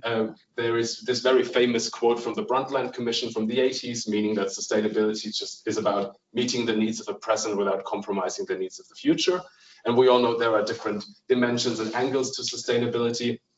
In the papers that we talk about now, we actually only focus on the environmental dimension of sustainability. So anything that's economic or social is not the focus, but that could actually be something really interesting to do for future research, to look into this. I mean, what we're also doing in certain projects. And yeah, just as the SDGs always come up, we've also done work on this to actually identify information about certain SDGs and relate those to companies. Now, what is the relation between blockchain and sustainability? For one, and that's, I would say, the main point, there is the potential negative impact of blockchain technologies, which has to do with the high energy demand and consumption that these require, especially for this proof of work method that is employed in a lot of blockchains. But there are also positive impacts there, and that's why it kind of becomes a bit difficult to say, okay, this just blockchain is always bad for the environment, but there's a lot of positive potential influences that it could derive, which for one is resource efficiency, similar to what you can also say about AI and sustainability, but also there are explicit use cases or blockchain based services that are sustainability promoting, like SolarCoin, which is a kind of a cryptocurrency that is just made, I think, just using solar powered electricity. And then also, this is not the focus of our research, but there's also potential impact on social and economic sustainability. So we asked ourselves basically, okay, how can we measure this for firms? Like, which firms do use blockchain technologies? What do they say about their environmental engagement? And then look into the actual influencing factors. And because we talked about this earlier, I want to go a bit more into detail about how we actually do these indicators based on the website. So Jan presented earlier the indicator, which was about innovation, so trained on the survey data and websites identified through the survey. And in this case, for both actually blockchain and sustainability, this indicator works a bit differently, but the starting point is the same. So we crawl the websites of companies, and then we derive training data to fine tune a model. And in this case, as I said, we get a lot of data for the website, so you need to narrow down first where to look just for computational purposes, which for one is really expensive. It also really takes a lot of time if you don't do this feature selection. And in this case, for blockchain and sustainability indicators, also for AI indicators or others that we have briefly presented earlier, the first step is the keyword search. So we have a long list of keywords that are potentially related to the topics at hand, and in different languages, depending on the region where you look. And with this, we identify paragraphs that are potentially related to the topic. And then the idea is to use those to use an AI model to classify those into whether they are really relevant or related or not. This model was then fine-tuned using labeled data that we annotated together with experts from the specific domain. So in this case of blockchain, I think that was Munich, the University of Munich, that was a partner. And then the model receives the paragraphs that contain certain words or potentially relevant keywords and classifies them into either this is related to blockchain knowledge or it's not. That's kind of the simple explanation, which also is the same for sustainability. So environmental sustainability related texts or not related. A good example for this would be a text that says, we have a great working environment at our company, where the word environment would be potentially interesting, but it is not related to the actual environment. So there's no linkage to environmental sustainability. What we do then is that we use this model that we have on the entire text or on all the paragraphs that contain keywords of a website and the number of subpages. and then aggregate this on website level. So we might find 50 paragraphs on a website or 100 paragraphs on a website that contain a keyword, but only 7 of them are actually classified by the model as relevant to blockchain. So we would have a quite low intensity, in this case 7 out of 100. In another case, we would maybe find 10 paragraphs only, but 9 of them relevant, as classified relevant by the model. So there would be a high relative importance. And this is basically the indicator that we then derive, call it intensity often as well, and we use in the analysis afterwards. So we have a firm level indicator, and what we both have a geography background, always like to do is also look into space and see where these phenomena manifest. And based on the firm location, which you can derive through geocoding, basically, also most firms have their address on the website if they're not featured in the database beforehand. So we know where those companies are, we know what their intensity is from the website, so we can also do spatial aggregation, for example, on a district level or country level or whatever we want to do. In most of the papers, it's actually done on a spatially aggregated level. So, yeah, quick sip of coffee. This is an example for keywords that we used in the first step, basically, of this data process. So just as an example, I'm not going to go into detail, or I can't also explain what some of those mean. So this is the blockchain example. And based on this, we then find all the paragraphs that contain one of these keywords, in this case in English, and can then apply the model. So what I basically presented now is the upper part, variables, blockchain use and sustainability commitment. Those are the indicators that we then use on all the text from the websites. We also extracted hyperlinks from the websites to see how those companies are connected to other companies, in this case within the United States. But this was not the only input, because our idea was, and this is actually a lot of the ongoing research that we do, quite important, is to look into additional data sources and compare them or link them to our web data.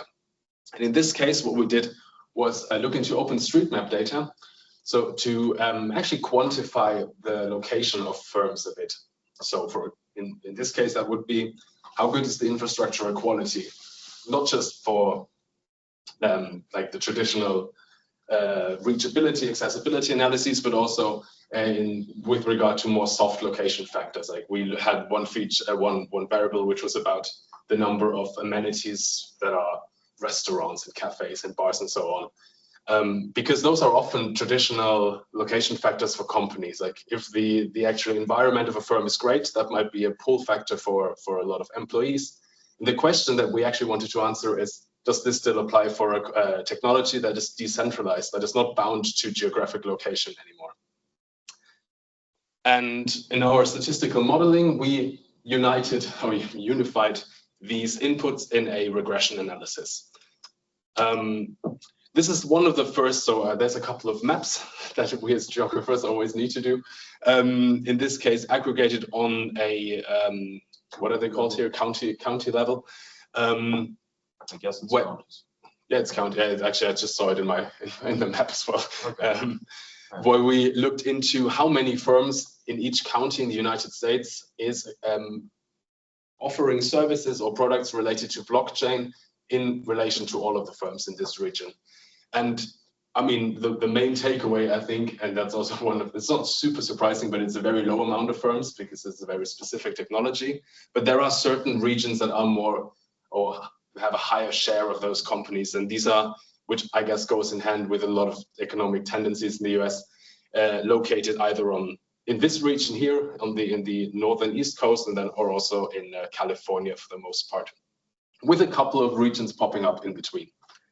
Now, this is just for the blockchain part. So we found 22,850 blockchain firms, or we just, for the sake of not saying firms using blockchain related and so on, blockchain firms, which represents 0.6% of the entire firm population. What we also did, I mean, I said we calculated two indicators for this, which is the blockchain and the sustainability. And we looked into the sustainability engagement of US firms. And in this case, what we found is that it's actually also relatively low.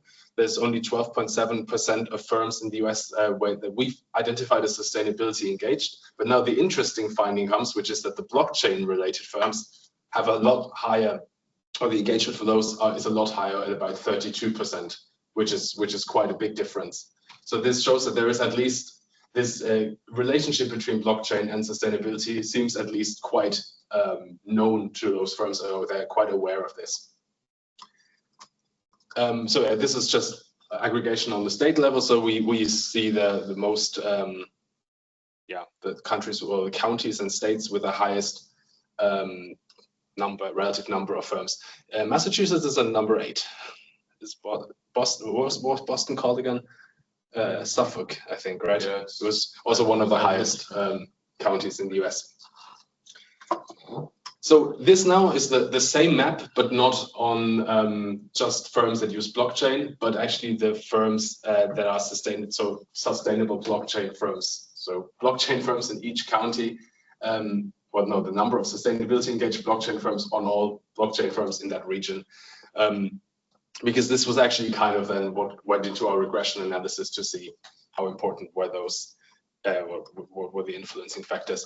And then the pattern becomes a bit different, but there were also certain hotspots that remained in the eastern part of the US, I would say.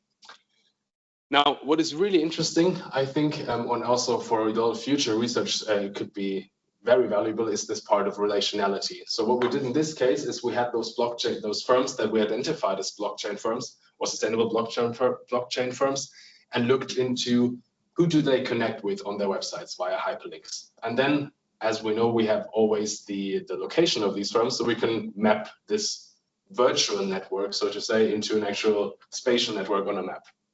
Now, I guess the patterns are not super surprising, because it's really clearly East Coast, West Coast connections that are very strong. So this is an edge bundled network map, meaning the darker shade of red, the more connections there were between these certain regions. So you can see there are really strong connections between New York and San Francisco, Chicago and Miami, this axis, for example. But this is a really complex network that is in the background. And from this network, you can derive a lot of different characteristics like centralities and numbers of connections and so on. And that's what we then did and had as part of our regression analysis to see how much this ecosystem embedding of firms actually matters. Now, this is the regression analysis that I will not go into detail with, just so that you see that we had a lot of different indicators and for example, the number of partners, the number of sustainable companies in the actual geographic proximity, also some socioeconomic features. And the most important takeaway from this entire analysis is that what is really significant, what is really important for the use of blockchain sustainability, sustainable blockchain products and services are more the characteristics related to environment, to the firm environment, so to connections to other firms, than those traditional indicators. In all the regression models that we had, these traditional indicators of what is actually the location, so the number of bus stops and the more soft location factors, they were never significant. They were always unimportant, which goes hand in hand with the concept of blockchain, as it's so decentralized, not bound to a location. But actually, this connection, so the number of firms with a similar mindset, so to say, that was very important. That's also a bit of a policy implication then to see, like, try to connect firms to actually foster this, these topics such as technologies and sustainability diffusion. So I think I just said that. So basically, that's our takeaway. So the ecosystem embedding is super important and traditional location factors are not. Which I think is also a bit similar to, I mean, or at least part of that, what we did with the 3D printing analysis. We also saw some of those factors or some of these findings repeated.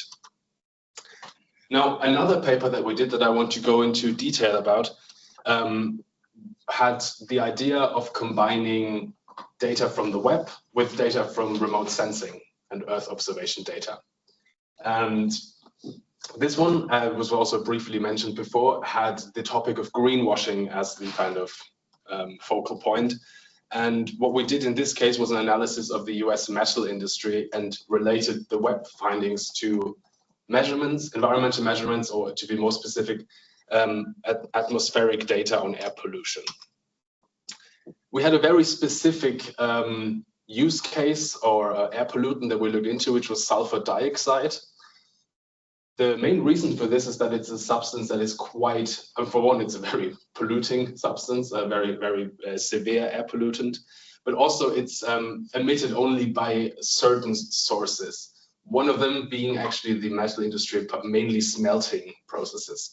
But there are also, that's why I have the slide, energy plants or power plants, and also some combustion engines that, or processes in combustion that produce sulfur dioxide, and also volcanic eruptions, which is not so important in the US, I would say, but as a global measure. But the good thing is, or why we chose this as our object of study, was that the metal industry is one of the most polluting or clearly polluting sectors of the economy for sulfur dioxide. And it can be measured by satellite data, which is not necessarily the case for other air pollutants. Now, what we did in this case is that we used data from the Sentinel-5 precursor, which is a mission from the European Space Agency that was launched, I think, in 2019.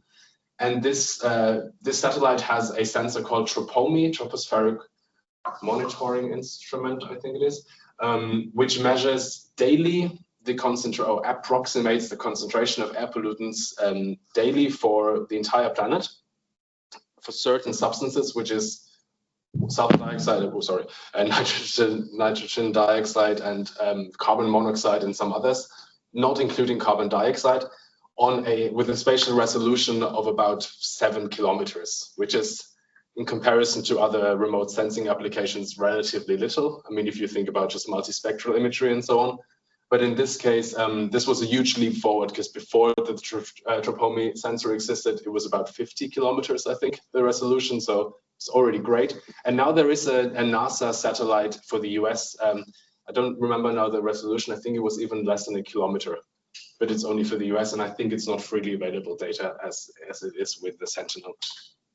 Now this was so we had basically two main input sources: websites of metal industry companies that we analyzed with a sustainability model that I just explained, and measurements from satellites, so Earth observation data. And we then also combined these in a regression analysis. Now, one map that I want to show is here focused on the northeastern part of the United States, which is the distribution of metal industry companies, but with this focus on sustainability. So we aggregated this spatially in this kind of kernel density estimation about where are companies that have high sustainability engagement, or metal industry companies with high sustainability engagement actually located. And what we found were clear clusters, so to say. So regions that are more traditional,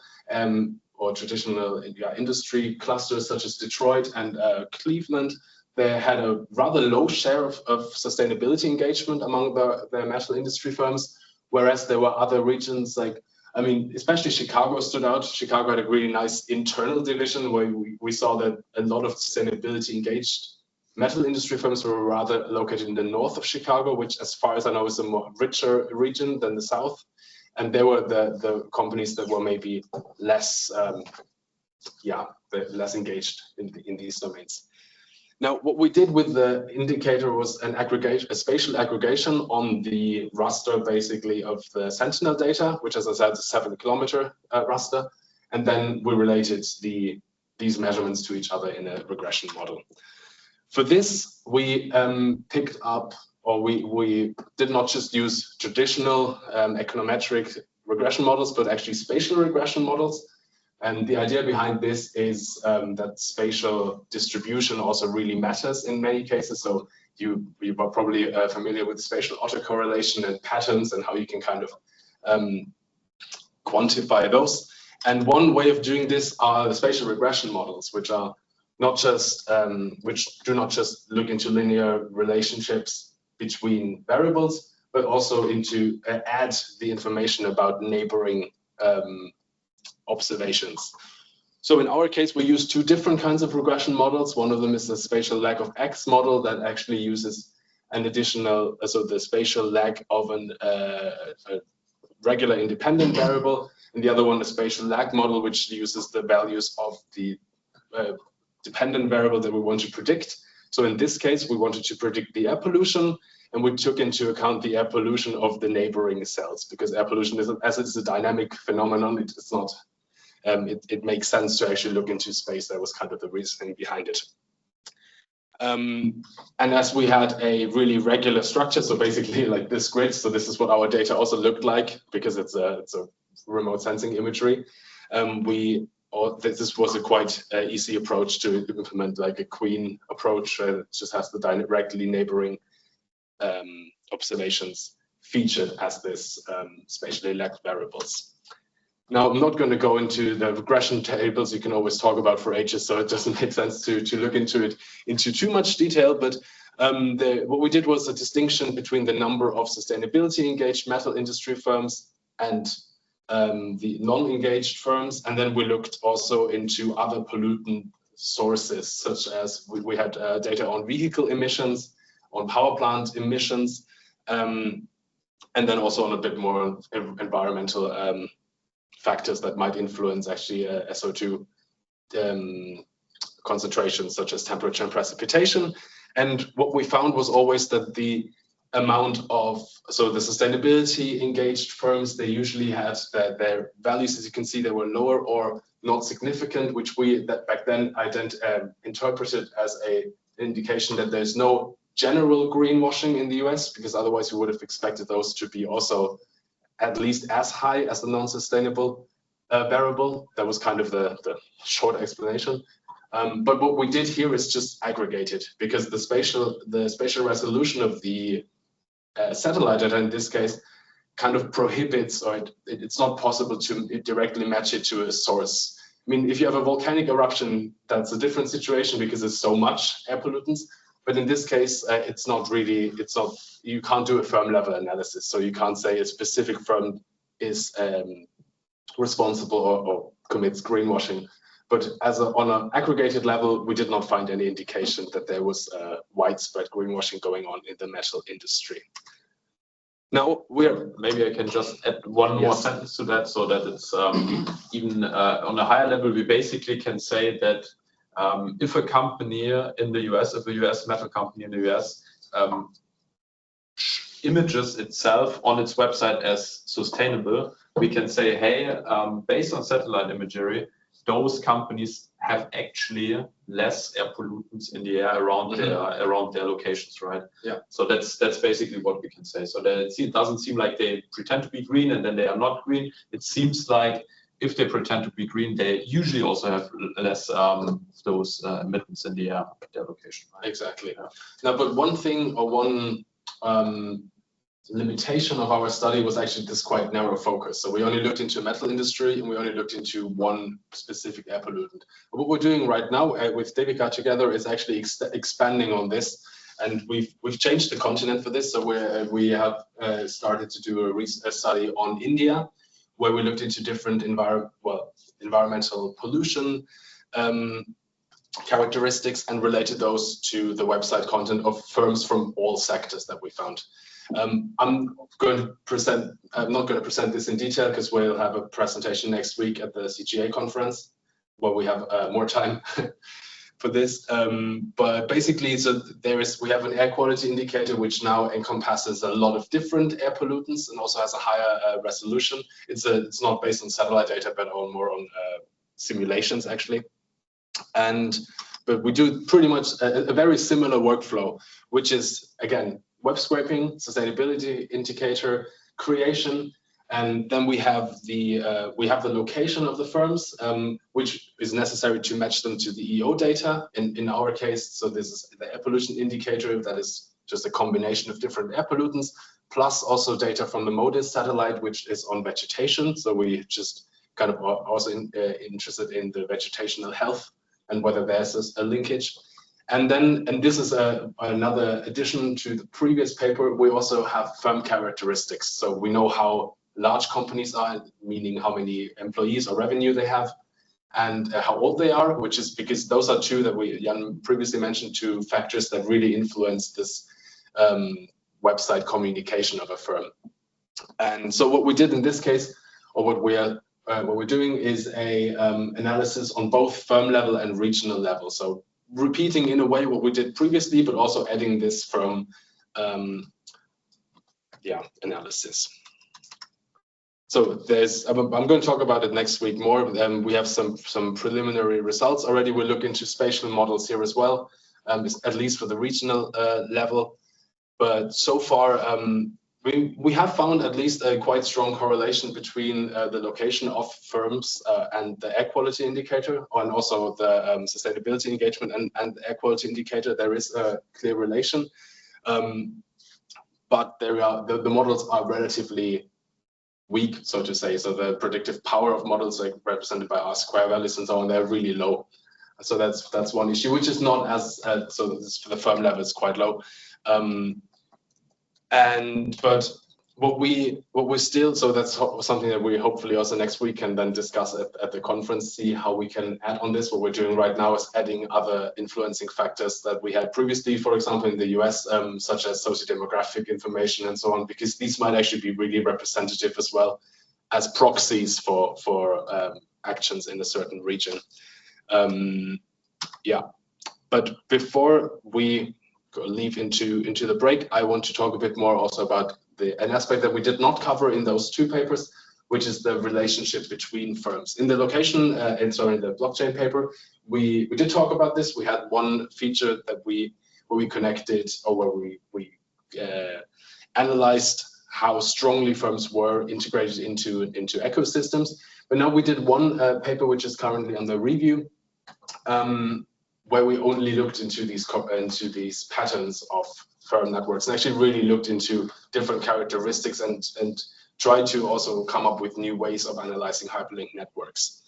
And this was also based on firms that were sustainability engaged, in this case for the German-speaking countries, so Germany, Austria, and Switzerland, and the 5 firms in Liechtenstein.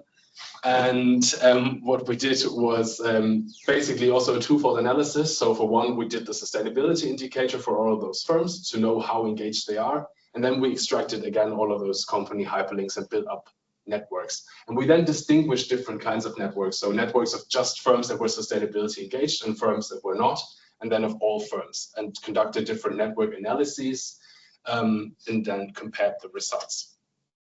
And why I bring this up is because there is a lot of potential in these network analyses, as I previously stated.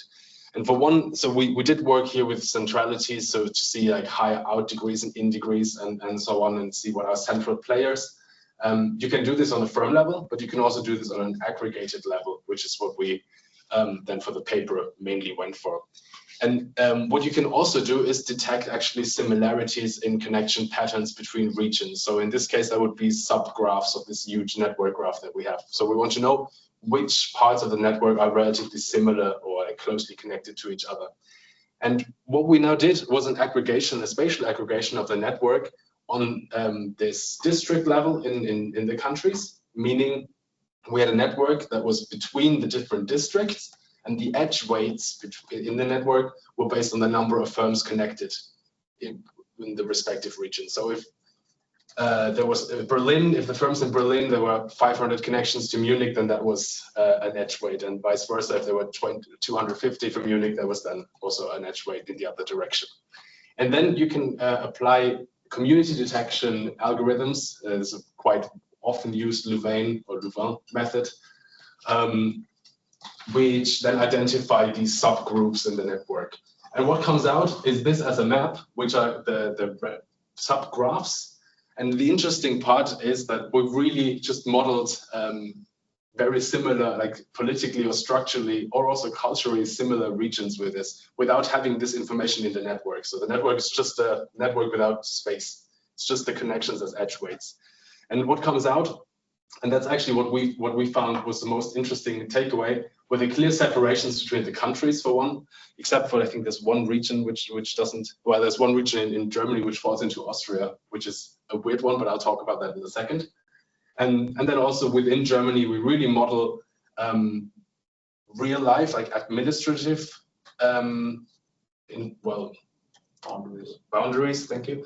And that are not in, but that are implicitly in the data, basically. And that's something that's quite interesting to see, that the virtual data, so the digital information, still has a lot of geographic information actually that you can then find out. I mean, it's not as clear in the north of Germany, but at least for these like very also culturally distinct regions, it's quite apparent.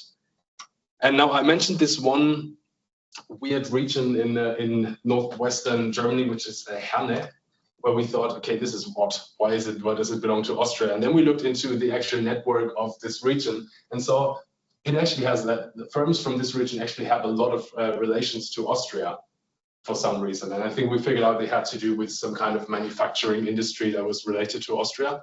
But that was super interesting.